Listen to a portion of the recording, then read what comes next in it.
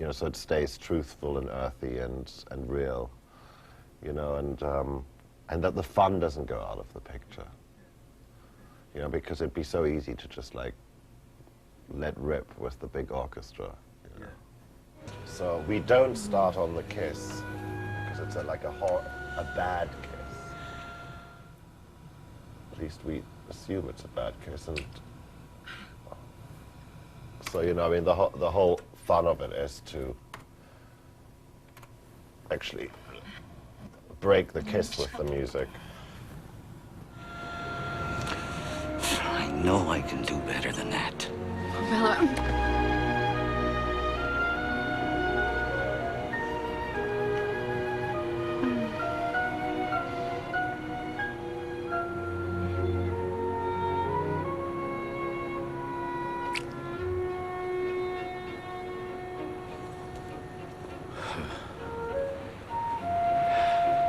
better, definitely better.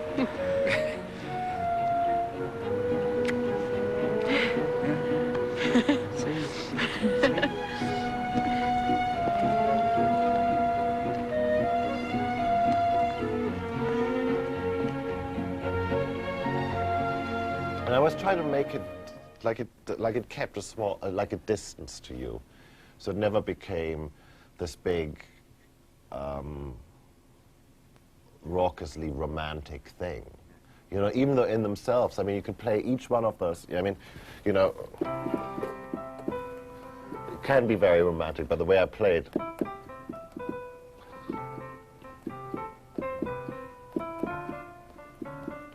You know, it's like, it's sort of edgy always, you know, and the same with the...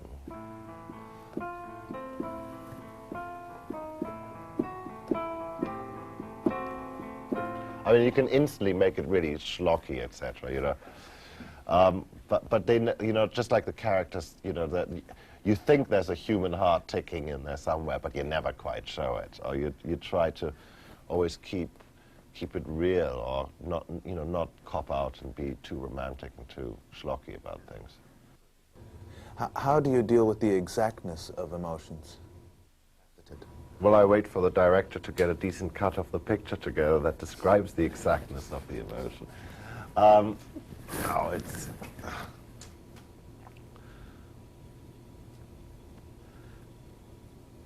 You work at it. You just sit there and work at it, and you know when it feels wrong, when it's not specific.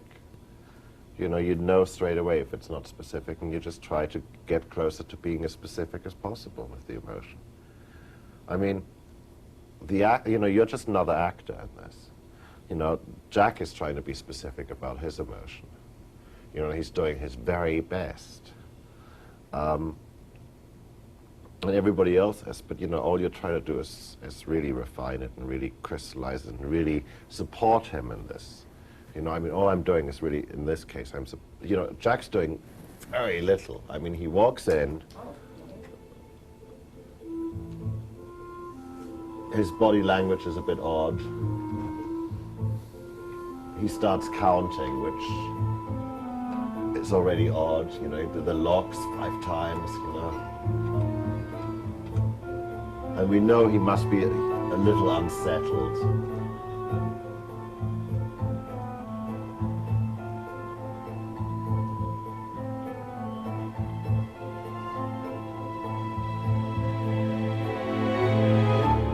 And it's like I'm revealing something wonderful, but of course I'm not. I'm just now, okay, here's the soap, now everything's going to be all right, and the music's starting to become a little less tense, and even though the audience must actually get a little more tense, you know, hang on, what's going on with the soap, you know? Mm. But I'm going, oh no, he's going to be finer now, and as soon as he starts.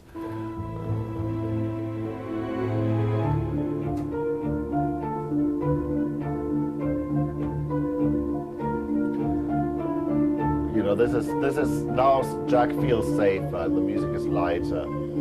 It doesn't do so much anymore.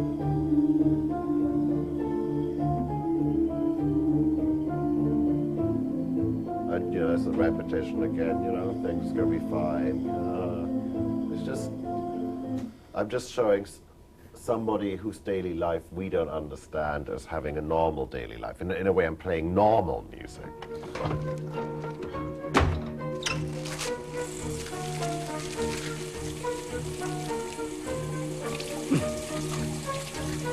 Hot.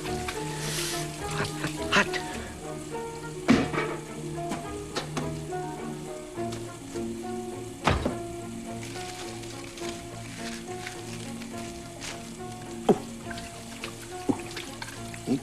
It's an endless search for the language, for the tone, for the meaning behind things. I mean, comedies are much harder to do because somehow they seem to deal with real life in a peculiar sort of twisted way, while an action movie never deals with real life and really is a complete comedy, you know, in a sort of a goofy sort of way.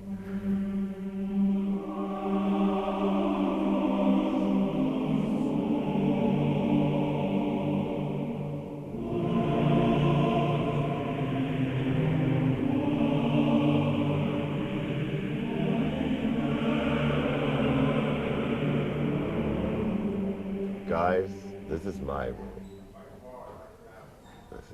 This is where those people sit that don't have enough to do, and they could spend hours eating. And look, go and work.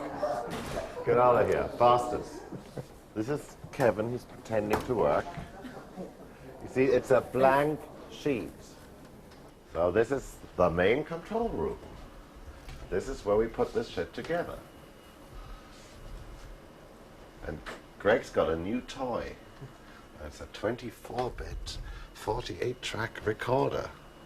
And he's going, what should I do with this? And how does it work? That's Alan. Yes, he's from Brooklyn. Hi. But don't hold that against him. Go Giants. And you forgot your cookies, Alan. Ah, poor Squirt. Too bad, guys. You missed Squirt the dog. So here we have the little studio. And we can just, as we know from As Good As It Gets, we can fit 16 people in without too much trouble. So this is this sort of similar version to my room. It's my good friend and co-composer Harry Gregson Williams's room. Well, the idea behind the whole place is that music, in a way, is about interaction. I mean, get a bunch of musicians in a room and they start playing, and really amazing things happen. And that doesn't really happen anymore in the, it's the computers and all that stuff. And the whole way we write music these days is very isolated. You sit in these horrible little rooms. This is a particularly awful room. But it has nice things in it. It has nice things in it, apparently. Nonetheless, it's very small, has no window, and you don't really have any interaction with any other musicians and any other composers. So you get to see your director a lot, which is not necessarily a good thing sometimes, because they can truly terrify and unnerve you. And so the idea was that since I sort of had a career, it would be very interesting to get other people involved.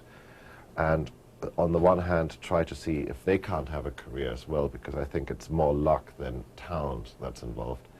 And at the same time, see what happens if you get a lot of composers together, if not an interesting confrontational style will develop. This, as you can probably tell, is an alley. Carla's trying to sneak through. Sing us a little tune or something, Piss off. I thought you could do the rest of the Hope that's tour. a black and white film. You'll miss the fabulous ensemble. Absolutely. Thank you, dear. Fucking bastard. You hit that car, you're dead. So this is the back of Media Ventures. This is too many cars. Oh, I tell you what, it looks like John Powell's here. Let's go and disturb. Everybody got a set of keys? I do, yeah. Great. Let's watch a composer at work. He isn't here. Yeah, this is a composer at work. He's not here. He's not working. And it just seemed like a good idea to try to, surround talented people with other talented people, and see if we can't move film music, which I think has now become the last sort of bastion of actually being able to write music freely without being signed to a record company, without being, having to write 3-minute pop songs, where you can actually still make some money, which is not unimportant. Mr. Roller. I have a... Greetings.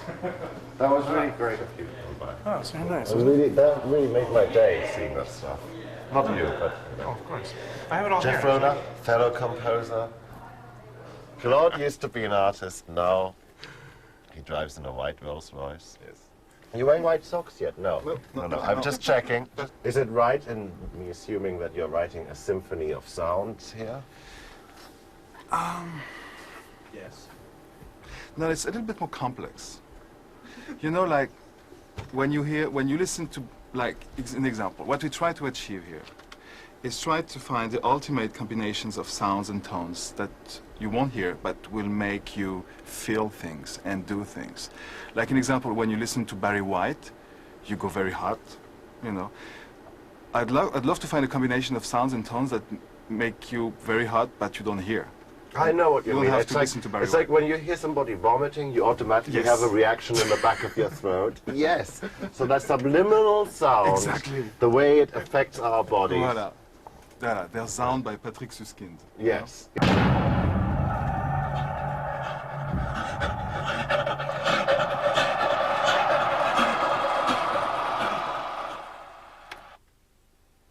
And off he goes towards victory. But I think, you know, Hollywood is a hard place, and nobody gives you a chance. And I was given a chance by Barry Levinson all these years ago. And, you know, I mean, he really, you know, he could have had any composer he wanted for Rain Man. And you know, he sort of gave the job to me. And somehow I'm trying to, you know, just like the Olympics that Claude's working on, you know, you see that sort of torch being passed on. I mean, I'm trying to keep that idea going and have other people come in here and see if we can't give them a chance. Here's actually, I wrote Lion King on this. I mean, this is very important to me, this keyboard now, because this is really what I wrote Lion King on, and this really got me my first Oscar. Oh, somebody broke it. Is that the switch? Where's the on switch? green or the red button? Excellent. Select a song.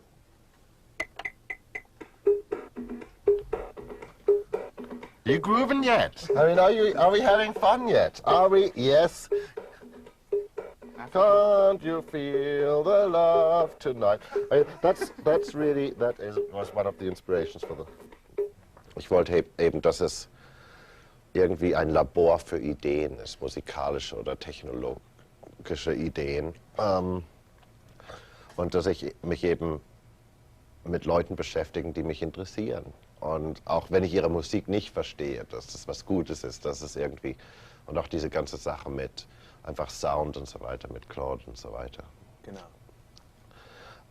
Und eben Bilder, weißt du? Ja. Das macht mir immer noch Spaß. Ich meine, wir haben das angefangen vor ich weiß nicht wie vielen Jahren und es macht mir immer noch Spaß, Filmmusik zu schreiben. Weißt du, es hätte ja auch sein können, dass ich jetzt aufgehört hätte. Ja. Und das wird noch lange weitergehen, glaube ich. Wer weiß, weißt du, jeden Tag ist was anderes. Ja, und die ganzen Komponisten machen mich natürlich wahnsinnig. Ihr macht mich alle wahnsinnig. Vor allen Dingen du. Aber weißt du, die Idee, dass es eben wie eine Schule der Kunst ist, wie die Impressionisten oder die Expressionisten, das ist eben jetzt meine neue Idee, dass wir eben unsere eigenen, wie nennt man das, you know, that we have our own school of, you know, not school's the wrong word, you know, movement. Group, movement. Ja, eine Gruppe, Bewegung. unsere blaue Reitergruppe, weißt du.